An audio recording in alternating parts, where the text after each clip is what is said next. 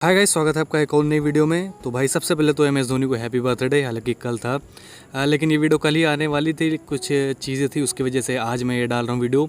तो happy birthday Dhoni. और हाँ, सारी फ्रेंचाइजीज़ ने विश किया था MS धोनी को।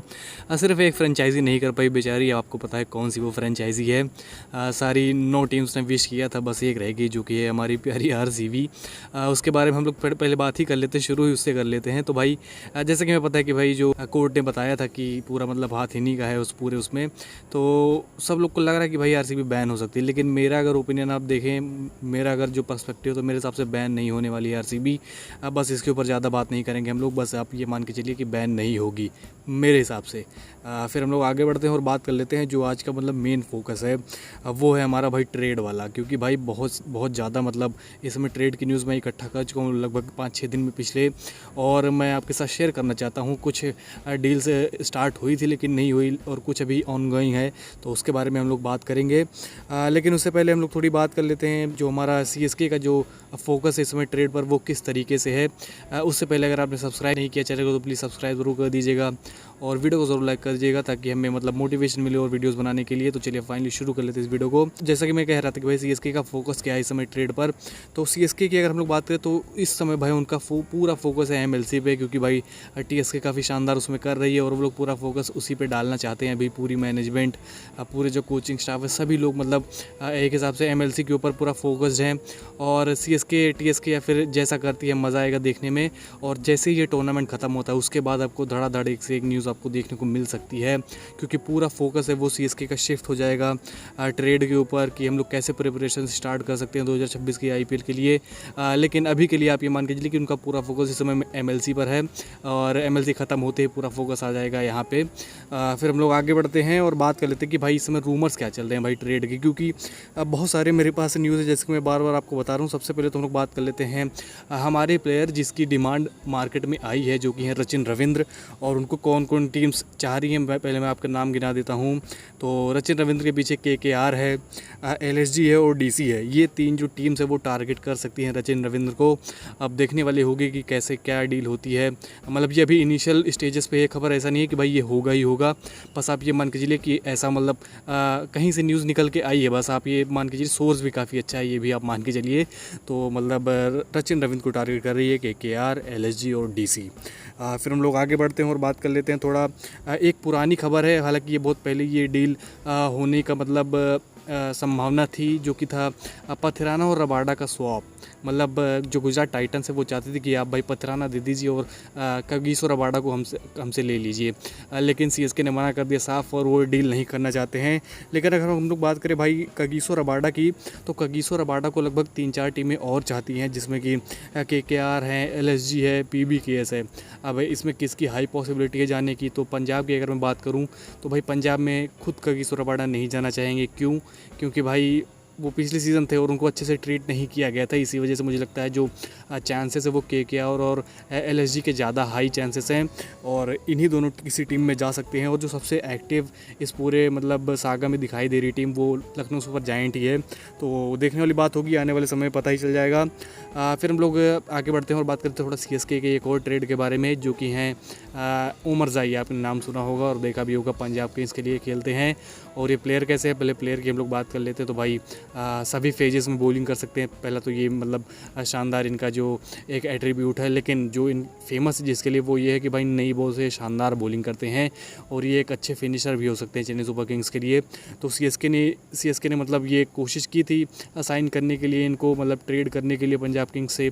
और ये कब हुआ था आप ये पहले ये सुनकर शौक हो जाएंगे, जून के 2nd वीक से ये बातें चल रही थी, लेकिन फिर पंजाब किंग्स ने मना कर दिया। तो चेन्नई सुपर किंग्स ने मतलब विड्रॉ कर लिया, और अब वो पीछे नहीं है मोरजाई के पीछे। लेकिन आप ये मान के चलिए कि किस तरीके के प्लेयर इस समय CSK टारगेट करना चाह रही है। मतलब एक कोई जो बॉलिंग भी कर सके और फिनिशिंग भी कर सके। तो ये मतलब एक टेम्पलेट देता था कि CSK किसके पीछे जा सकती है पूरे इस ऑक्शन में और या फिर इस ट्रेड विंडो में। फिर हम लोग आगे बढ़ते हैं और बात कर लेते हैं थोड़ा हमारे जो मतलब एक टारगेट प्लेयर हो सकते हैं, जिनका मैं बहुत बड़ा फ़ैन बन चुका हूँ इस पूरे MLC में, जो कि हैं डोनोवन फरेरा। लेकिन ख़तरे की घंटी ये है कि भाई जो राजस्थान रॉयल्स है, PVKS है, इन्होंने मतलब अप्रोच किया है दिल्ली कैपिटल्स को मतलब अपने टीम में शामिल करने के लिए। बात करें अगर हम लोग RR की, तो एक प्लेयर एक्सचेंज की डील ये लोग चाहते हैं। और वहीं अगर दूसरी तरफ हम लोग बात करें PBKS की, तो वो ऑल कैश डील चाहते हैं। अब इन दोनों ने तो अप्रोच कर दिया है भाई दिल्ली कैपिटल से। अब ये खतरे की घंटी ये है कि भाई CSK कब एक्ट करेगी, क्योंकि भाई अभी तो MLC चल रहा है, जल्द से जल्द ये ख़त्म हो, उसके बाद मुझे लगता है CSK को टारगेट करना चाहिए, क्योंकि भाई डोनोवन फरेरा काफ़ी एक अच्छे एसेट हो सकते हैं CSK के लिए। और जब 2 टीम्स पहले से लग चुकी है तो भाई ये जॉब और कठिन हो सकती है आपके लिए। तो प्लीज़ जल्दी से जल्दी इसको टारगेट करिए भाई, इसका निपटाइए, मतलब डोनोवन फरेरा को लेकर आइए किसी भी तरीके से। फिर हम लोग आगे बढ़ते हैं और बात कर लेते हैं थोड़ा संजू सैमसन की भी, क्योंकि भाई वो भी एक मेन हेडलाइन बने हुए हैं एक हिसाब से अगर देखा जाए तो। लेकिन अगर आप मेरी माने तो भाई कहीं भी किसी भी रूमर पे आप भरोसा मत करिए। अगर डील की स्टेज की हम लोग बात करके इस स्टेज पर एक खड़ी है, तो भाई डील इस स्टेज पर है कि भाई संजू सैमसन आ सकते हैं CSK में, लेकिन एक बड़ा प्लेयर CSK को खोना पड़ सकता है, ये सेक्रीफाइस CSK को देना पड़ सकता है, उसके बाद ही संजू सैमसन हमारी टीम में दिखाई देंगे। तो क्या CSK इस रिस्क को लेने के लिए तैयार है, वो तो भाई आने वाले समय में पता चल जाएगा। हालांकि अभी तो यही स्टेज पर ये डील है।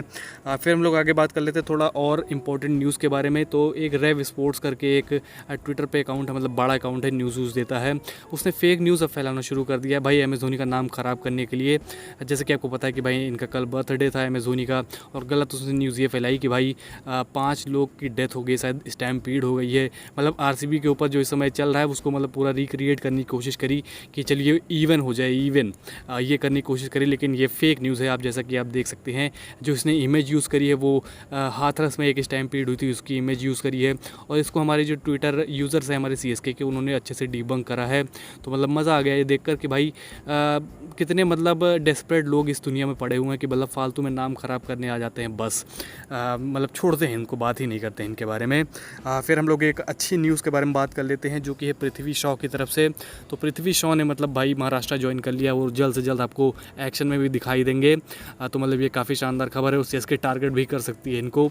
तो मतलब सोइए मत इनके ऊपर भाई, बस नज़रें बनाए रखिए इनके ऊपर। फिर खेलने से बात आई ऋतुराज गायकवाड़ की, भाई बहुत डिमांड है भाई, कहाँ है ऋतुराज गायकवाड़, कब खेलेंगे कब खेलेंगे। तो भाई अपनी टीवी का मतलब कैलेंडर का डेट है वो सेट कर लीजिए। 22 जुलाई को वो खेलने वाला है यॉर्कशायर के लिए काउंटी में। तो आप वहाँ पे आप जाकर ऋतुराज गायकवाड़ को देख सकते हैं, एंजॉय कर सकते हैं। काफ़ी दिनों बाद क्रिकेट में लौटेंगे और मज़ा आएगा देखने के लिए। और क्रिकेट में लौटने की अगर बात हो ही रही है तो हम लोग बात कर लेते हैं थोड़ा वंश बेदी की। तो वंश बेदी मतलब रिहैब से वापस आ चुके हैं, फिट हो चुके हैं, लेकिन दिल्ली प्रीमियर लीग में वो अनसोल्ड जा चुके हैं, जो कि काफ़ी हार्ट ब्रेकिंग न्यूज़ है उनके लिए। और उन्हें मतलब एक शानदार कमबैक करने की ज़रूरत है, अब आप ये सोच सकते हैं, और होपफुली वो करेंगे भी। फिर हम लोग आगे बढ़ते हैं कमबैक, तो भाई आयुष मात्रे को भी करने की ज़रूरत है, वो भी काफ़ी हार्ड कमबैक, क्योंकि भाई पूरी तरीके से फेल हुए ये जो सीरीज़ हुई है पूरी, और एक स्ट्रॉन्ग कमबैक मुझे लगता है आयुष मात्रे को लाना पड़ेगा। और हाँ, अभी मैं न्यूज़ देख रहा था, मतलब न्यूज़ का कहीं भी स्क्रॉल करो तो भाई आयुष मात्रे को लोग क्रिटिसाइज़ करने में लगे हुए हैं कि भाई ये तो फ्लॉप है, ये तो वो है। तो भाई मतलब अभी IPL आने में लगभग 250 के आसपास दिन बचा हुआ है। एक सीरीज़ नहीं डिसाइड करते कि भाई प्लेयर अच्छा है या फिर ख़राब है। चलिए एक सीरीज़ ख़राब चली गई, लेकिन अगर अगले सीरीज़ में ये मार देता है आयुष मात्रे, तो यही लोग आएंगे भाई उसको अप्रिशिएट करेंगे कि भाई हम तो पहले से ही बता रहे थे कि भाई ये बहुत बड़ा टैलेंट है, ये है वो है। तो भाई ऐसे फैंस, ऐसे मतलब एनालिस्ट जो हैं, उनकी बातें सुनने की आपको ज़रूरत नहीं है। आप बस अपने प्लेयर पे विश्वास बनाए रखिए और एंड तक देखिए कि वो क्या कर सकता है। तो चलिए इसी न्यूज़ के साथ इस वीडियो को ख़त्म करते हैं। और हाँ, एक बार और हैप्पी बर्थडे MS धोनी।